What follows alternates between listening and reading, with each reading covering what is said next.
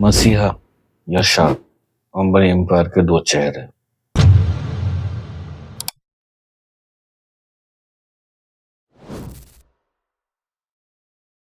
चलो एक ऐसी दुनिया की बात करते हैं जहां आसमान को छूते बिलियन डॉलर की घर है। ऐसी शादियां जो दुनिया भर में सुर्खियां बटोरती है, और इतनी दौलत है कि 1.4 बिलियन से ज्यादा लोगों की किस्मत तय कर सकती है। यह है अंबानी की दुनिया। लाखों लोगों के लिए वो मसीहा है, ऐसे विजनरी जो एक मॉडर्न इंडिया बना रहे हैं, मौके दे रहे हैं और देश के दूर दराज के कोनों को दुनिया से जोड़ रहे हैं। लेकिन दूसरों के लिए वो कॉर्पोरेट शार्क्स है, एक ऐसी परिवार जिसकी जबरदस्त ताकत दुश्मनों को कुचल कर, नियमों को तोड़ मरोड़ कर और एक ऐसा साम्राज्य बनाकर खड़ी हुई है जहां एक परिवार का एजेंडा और देश के खतरनाक रूप से एक हो गया है। तो असली कहानी क्या है? क्या अंबानी मॉडर्न इंडिया के सबसे बड़े दानी है या उसके सबसे चालाक शिकारी? ये पता लगाने के लिए हमें शुरुआत से शुरू करना होगा। अंबानी की कहानी किसी स्काई स्क्रैपर से शुरू नहीं होती। ये गुजरात के एक छोटे से गांव से शुरू होती है।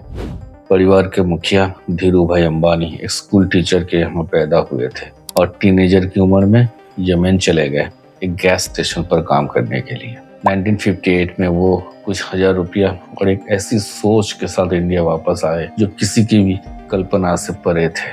उन्होंने मुंबई में एक छोटा सा ट्रेडिंग बिजनेस शुरू किया। मसलोन और टेक्सटाइल्स के काम के एक छोटे से शेयर्ड ऑफिस से करते थे और उनका परिवार एक साधारण 2 बेडरूम अपार्टमेंट में रहते थे। ये अंबानी साम्राज्य की बुनियादी कहानी है, गरीबी से अमीरी तक की असली दास्तान। ये एक ऐसे आदमी की कहानी है जिसने सिर्फ अपनी हिम्मत से इंडिया का सबसे बड़े कॉन्ग्लोमरेट्स में से एक जीरो से बनाया। इस तरह से देखा जाए तो धीरू भाई एक नेशनल हीरो है, एक ऐसा एंटरप्रेन्योर जिसने हर जगह मौका देखा, नौकरियां पैदा की और उभरते हुए इंडिया का प्रतीक बना। उनका शेयर होल्डर्स के लिए मशहूर मंत्र था, think big, think fast, think ahead. बड़ा सोचो, तेजी से सोचो, आगे की सोचो। लेकिन इसका एक दूसरा पहलू भी है। धीरू भाई के तेजी से ऊपर उठने वाली विवादों का साया रहा। क्रिटिक्स कहते हैं कि उन्होंने माहौल को मैनेज करने की कला में महारत हासिल की थी। ये कहने का एक सभ्य तरीका है कि उन्होंने कानूनी कमियों का फायदा उठाया और फायदा पाने के लिए शक्तिशाली राजनीतिक संपर्कों का इस्तेमाल किया। उनकी तकनीकों को अक्सर क्रूर कहा जाता था और उनकी सफलता को सिर्फ प्रतिभा नहीं बल्कि खेल के नियमों को अपने फायदे के लिए बदलने की तैयारी का रूप में भी देखा जाता था। तो ये दौर अपन शुरुआत से ही था। क्या धीरू भाई इंडिया के लिए एक साम्राज्य बना रहा था या एक माहिर मैनिपुलेटर थे जिन्होंने अपने लिए एक साम्राज्य बनाने के लिए सिस्टम को झुका दिया? ये सवाल उनकी विरासत और उनकी विशाल साम्राज्य को डिपिक्ट करेगा जो वो अपने 2 बेटों के लिए छोड़ गए। जब 2002 में धीरू भाई अंबानी का निधन हुआ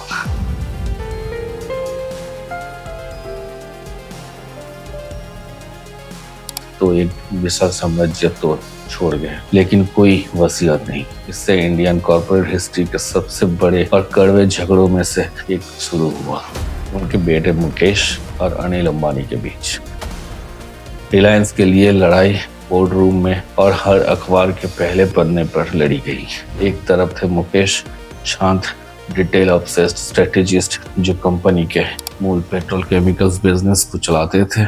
दूसरी तरफ थे अनिल, जो ज्यादा दिखावा करने वाले डील मेकिंग वाले कंपनी के पब्लिक फेस थे। 3 साल का पावर स्ट्रगल के बाद जो साम्राज्य को लगभग तोड़ ही देता, उनकी मां कोकिलाबेन अंबानी ने बीच बचाव किया और एक समझौता करवाया। कॉन्ग्लोमरेट को डिवाइड कर दिया गया। मुकेश ने ऑयल, गैस और पेट्रोकेमिकल्स की बड़ी कंपनी रिलायंस इंडस्ट्रीज पर अपना नियंत्रण रखा। अनिल ने टेलीकॉम, पावर और फाइनेंस के लिए नया वेंचर्स ले लिए। मुकेश के नजरिए से ये दर्दनाक बंटवारा जरूरी था, तो खुद को अपने पिता के असली वारिस मानते थे और कई लोग डिबेट करते हैं कि उन्होंने मूल बिजनेस को अपने भाई के रिस्क भरे दांव से बचाने के लिए ये कदम उठाया। इसके बाद जो हुआ उससे अक्सर सबूत के तौर पर पेश किया जाता है। अनीक का साम्राज्य कर्ज के पहाड़ तले दब गया और 2019 में जब अनीक को अनपेड ड्यूज के चलते जेल में जाने की नौबत आ गई तो आखिरी लम्हे में मुकेश ने वही उन्हें बचाया। लेकिन शार्क वाले नजरिए से ये एक ठंडा और सोचा समझा बेदखल करने का प्लान था। क्रिटिक्स कहते हैं कि मुकेश ने सिस्टमेटिक तरीके से अपने ही भाई को मात दी, बोर्ड रूम पर अपने कंट्रोल का इस्तेमाल करके साम्राज्य का सबसे मुनाफे वाले हिस्सों पर कब्जा कर लिया। ये एक ऐसा कदम था जिसने खून के रिश्ते से ज्यादा बिजनेस को प्रायोरिटी दी और मुकेश की इमेज एक प्रतिभाशाली लेकिन बिल्कुल माफ न करने वाले स्ट्रेटेजिस्ट के रूप में मजबूत कर दी, जो जीतने के लिए खेलता है और चाहे कीमत जो भी हो। पारिवारिक झगड़ा निपटाने के बाद मुकेश अंबानी ने अपना अगला बड़ा दांव खेला, एक ऐसी कदम जो उनकी विरासत और एक अरब से भी ज्यादा लोगों की रोजमर्रा की जिंदगी को हमेशा के लिए बदल देगा। रिलायंस जियो डिजिटल लाइफ। 2016 से पहले इंडिया में मोबाइल डेटा एक लग्जरी था, महंगा, धीमा और करोड़ों लोगों की पहुंच से बाहर। मुकेश ने एक क्रांति का मौका देखा। उन्होंने जीरो से एक कटिंग एज 4G नेटवर्क बनाने में अरबों रुपए लगा दिए। फिर लॉन्च हुआ। जियो ने सिर्फ मार्केट में एंट्री नहीं ली, उसने इसके बीच में एक बॉम्ब फोड़ दिया। ऑफर पागलपन वाला था, जिंदगी भर के लिए फ्री अनलिमिटेड वॉइस कॉल्स और इतना सस्ता डेटा कि वो लगभग फ्री ही था। सिर्फ 170 दिनों में जियो ने 100 मिलियन कस्टमर जोड़ लिए। कहा जाता है कि इंडिया मोबाइल डेटा कंजप्शन में दुनिया में 150 रैंक से सीधे नंबर 1 पर पहुंच गया। ये मसीहा वाली कहानी का सबसे बड़ा उदाहरण है। जियो ने इंटरनेट का लोकतांत्रिकरण किया। उसने दूर दराज के स्टूडेंट्स, छोटे शहरों के एंटरप्रेन्योर्स और किसानों तक पहुंचाया और अकेले ही एक नए इंडिया के लिए डिजिटल बैकबोन तैयार किया। लेकिन जियो के राइवल्स के लिए ये एक शिकारी हमला था। स्ट्रेटेजी बेहद क्रूर थी। कंपटीशन को तब तक खून के आंसू रुलाओ जब तक वो मर न जाए। जियो के दामों का मुकाबला ना कर पाने वाली दूसरी टेलीकॉम कंपनीज ने भारी नुकसान उठाया। जियो से पहले इंडिया में 9 प्राइवेट मोबाइल प्रोवाइडर्स थे। कुछ ही सालों में ये संख्या प्रभावी रूप से 3 पर आ गई। एयरसेल बैंकक्रप्ट हो गई। वोडाफोन और आइडिया सिर्फ जिंदा रहने के लिए एक मर्जर करने पर मजबूर होना पड़ा। क्रिटिक्स इसे प्रेडेटरी प्राइसिंग का आरोप लगाया जियो पर, ये इल्जाम लगाते हुए कि उसने अपनी भारी फाइनेंशियल ताकत के इस्तेमाल के मोनोपोली बनाने के लिए किया। फ्रीबी के जाल में एक और चुभन थी। सालों तक फ्री इनकमिंग कॉल्स के साथ मोबाइल कनेक्शंस मेंटेन करना आसान था, लेकिन जियो के डिसरप्शन ने जब ज्यादा कंपटीशन ही खत्म कर दिया तो नियम बदल गए। मार्केट में सरवाइव करने के लिए बचे हुए सारी कंपनीज ने मंथली रिचार्जेस जरूरी कर दिया। डेटा के लिए नहीं, बल्कि सिर्फ सिम कार्ड को एक्टिव रखने के लिए। लाखों लोगों के लिए जिन्हें सिर्फ कॉल्स रिसीव करने के लिए फोन चाहिए था, सिर्फ कनेक्शन रखने के खर्चे ही उनका बढ़ गया। क्रिटिक्स आर्ग्यू करते हैं कि मोबाइल डेटा वैसे भी सस्ता हो ही जाता और जियो ने सिर्फ अपने राइवल्स को कुचलने के लिए मार्केट को मैनिपुलेट किया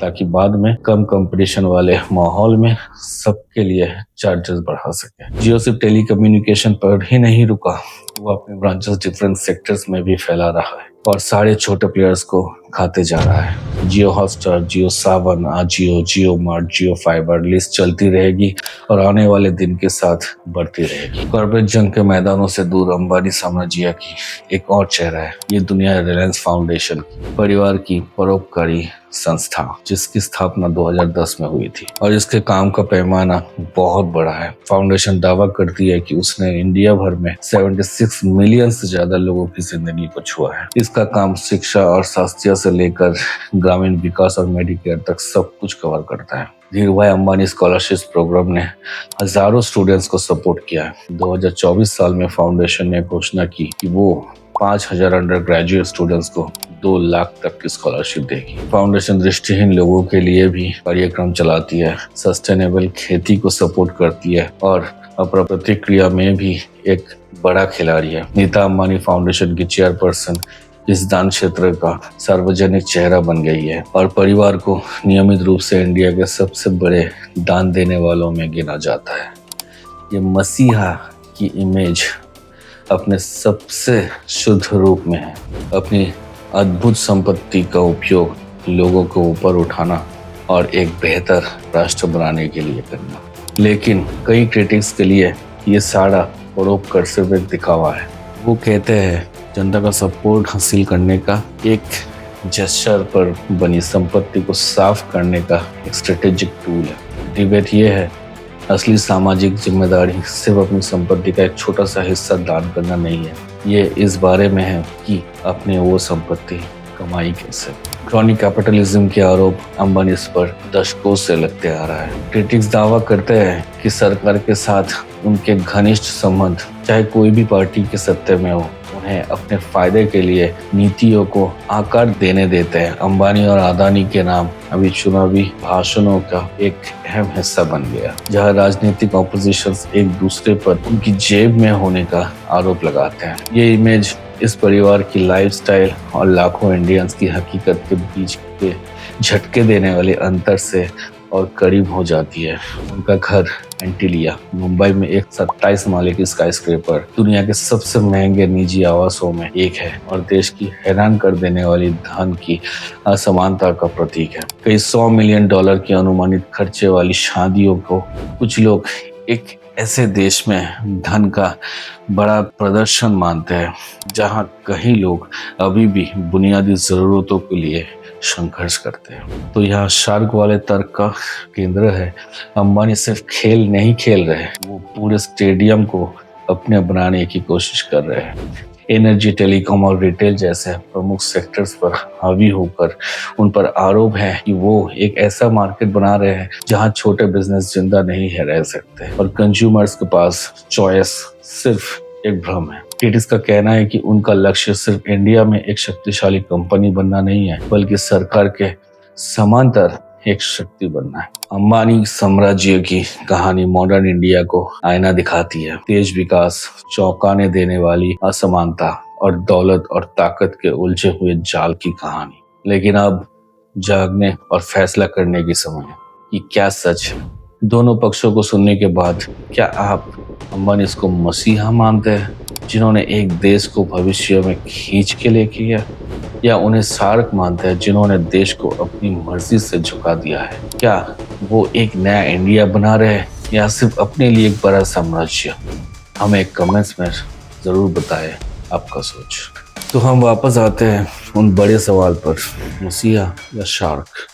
सच ये है कि अंबानी साम्राज्य के दो चेहरे हैं, क्योंकि ये दोहरापन वाले देश में मौजूद है। वो उन लोगों के लिए मसीहा है जिनके पास सस्ते डेटा प्लान्स है, और उन समुदायों के लिए जो उनकी दान क्षेत्र से लाभ उठाते हैं। वो उन कॉम्पिटिटर्स के लिए शार्क है जो उनका आक्रामक तकनीकों से बिजनेस से बाहर हो गए और आगे जाके कई और भी होंगे। उनकी अद्भुत महत्वाकांक्षा के लिए उनकी प्रशंसा की जाती है और उनके जबड़े गिरा देने वाली ऐशो आराम के लिए उनसे नफरत की जाती है। वो इंडिया के आर्थिक बड़े और उसकी सबसे गहरी असमानताओं का प्रतीक है। अंबानी विरासत एक जटिल कहानी है जो विजनरी प्रतिभा, स्ट्रेटेजी, जनता की सेवा और कच्ची अनफिल्टर्ड शक्ति से बनी है। शायद असली सवाल ये नहीं है कि वो एक है या दूसरे, बल्कि ये है क्या एक लोकतंत्र में एक परिवार के पास इतना प्रभाव होना संभव है बिना कॉरपोरेट महत्वाकांक्षा और राष्ट्रीय हित के बीच की रेखा को स्थायी रूप से धुंधला किया। ये एक ऐसा सवाल है जिसे इंडिया और दुनिया बहुत लंबे समय तक पूछती रहेगी। और बाकी, मैं हूं no saint, not perfect, just real.